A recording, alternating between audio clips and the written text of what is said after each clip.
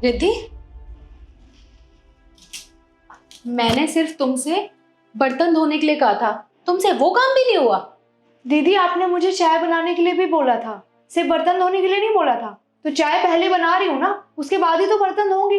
अब भगवान जी ने मुझे 10 हाथ तो दिए नहीं है कि मैं दोनों काम एक साथ करूं।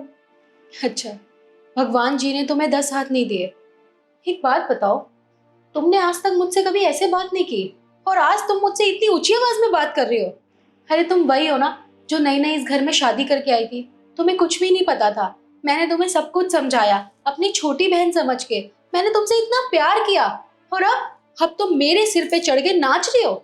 सही कहते हैं लोग, जिससे भी ज्यादा प्यार करोगे ना, वो सर पे चढ़ के ही नाचेगा। तुमने मेरे साथ ना वही किया है। मैंने ऐसा क्या कर दिया दीदी जो आप इतना हाइपर हो रहे हो? अरे मैंने इतना ही तो बोला है कि मैं पहले चाय बना लेती हूँ, उसके बाद बर्तन धो लूंगी। आपको भी तो इतनी प्रॉब्लम हो रही है, और अगर इतनी ही प्रॉब्लम है आपको घर में ना काम होने से, तो यहाँ पे काम वाली रख लो। अच्छा, काम वाली रख लो? बोल तो तुम ऐसी रही हो जैसे अपने घर में तुमने काम वालियां रखी हुई थी, है ना? और चलो मैं मानती हूँ मैंने रख ली काम वाली, तो उसके पैसे तुम दोगे? अरे मैं क्यों दूंगी दीदी, ऑब्वियसली भैया ही देंगे ना। खैर, तुम्हारे ना मुंह लगना ही बेकार है।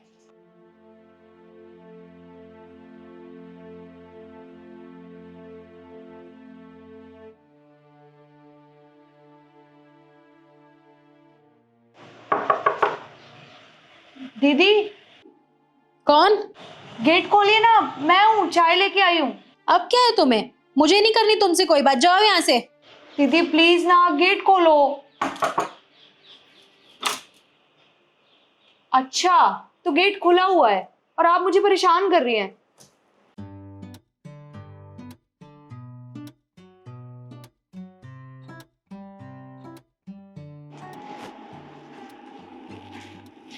ये लीजिए आपकी गर्मा गर्म चाय, वो भी अदरक वाली। अच्छा ठीक है, हो गई मुझसे गलती। अब क्या आप गुस्सा होके ही बैठे रहोगे? बात नहीं करनी क्या मुझसे? आपको पता है, जब हम दोनों बहस कर रहे थे ना, तो मुझे बहुत बुरा लग रहा था कि मैंने आपको ऐसे कैसे बोल दिया। तब मुझे माँ की कही एक बात याद आई कि जब भी किसी से बहस कर रहे हो ना, तो अगर गलती आपकी ना भी हो तो भी आप सॉरी बोल दो, क्योंकि इससे रिश्ते बच जाते हैं। इसलिए बस आप गुस्सा मत होइए ना। ठीक है, मुझसे गलती हो गई, पर मुझे पता है ये चाय पी के ना आप पक्का मान जाएंगी, क्योंकि बनाई इतनी अच्छी है और वैसे भी आपकी फेवरेट है अदरक वाली चाय। दीदी मुझे वो पहला दिन आज भी याद है, जब मैं पहली बार आई थी ना इस घर में शादी करके। वो याद है आपको जब मैं नमक में कंफ्यूज हो रही थी?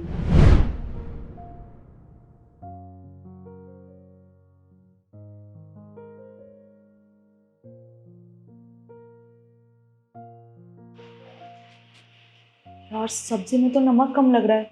अब मुझे ये भी नहीं पता कि यहाँ पे लोग नमक ज्यादा खाते हैं कम खाते हैं, क्या करूं?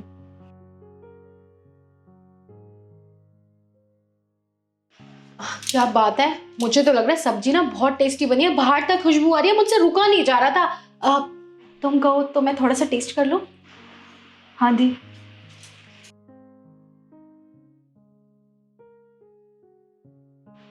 परफेक्ट। बस थोड़ा सा नमक कम है, लेकिन ये भी बहुत अच्छा हुआ। पापा जी को ना बीपी की प्रॉब्लम है, तो वो नमक कम ही खाते हैं। निखिल, मम्मी जी और मैं तो नॉर्मल नमक खा लेते हैं। और तुम अपना देख लेना, अपने टेस्ट के अनुसार डाल लेना। ठीक है दी।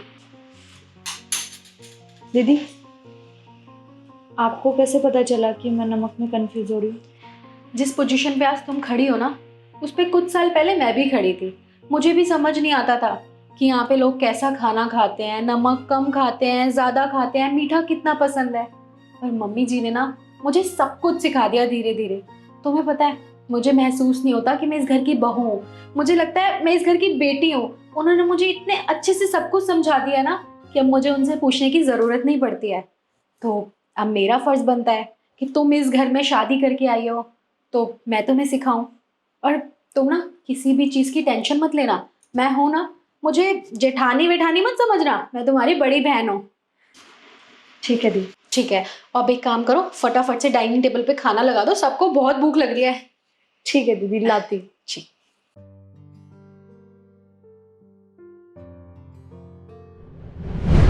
फिर आपने मेरी मदद की और देखो आज मैं इतनी परफेक्ट हो गई हूँ खाना बनाने में कि सब मेरी तारीफ ही करते हैं, कभी मैंने बुराई नहीं सुनी। और दीदी मुझे वो दिन भी याद है जब एक बार मेरे सर में इतना तेज दर्द हो रहा था।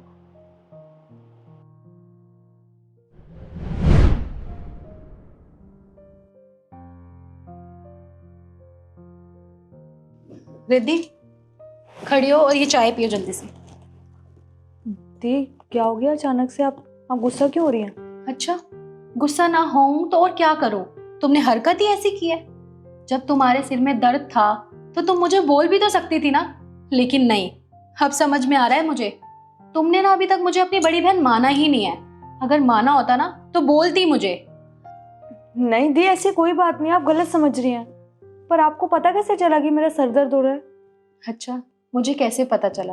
मैं तुमसे बड़ी हूँ और मैंने तुम्हें क्या कहा था कि आज जिस कंडीशन में तुम हो, कुछ साल पहले मैं भी थी। मैं भी जब नई नई इस घर में आई थी ना, तो किसी से कुछ भी नहीं कह पाती थी। मुझे समझ ही नहीं आता था किसी से क्या बोलूं।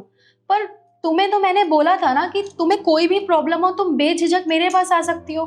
पर नहीं, तुम्हें तो आना ही नहीं है, तुम्हें तो मुझसे बात ही नहीं करनी है। खैर, ये सब छोड़ो और ये फटाफट चाय पियो, फिर खाना भी तो बनाना है साथ में। ये लो। Thank you.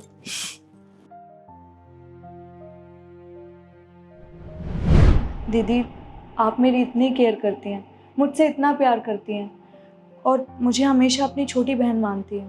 और मैंने आपके साथ क्या किया, मैंने आपसे इतनी गंदी तरीके से बात की, मुझे बिल्कुल अच्छा नहीं लग रहा है। प्लीज़ हो सके तो आप मुझे माफ़ कर देना। मैं आज के बाद आपसे कभी ऐसे बात नहीं करूँगी। पता नहीं मुझे क्या हो गया था अचानक से। आपने तो मुझे काम करने के लिए बोला था और मैं आप पे उल्टा गुस्सा करने लगी। प्लीज़ दीदी माफ़ कर दीजिए। अच्छा आप गुस्सा ही बैठे रहोगे या चाय भी पियोगे? ठंडी हो जाएगी।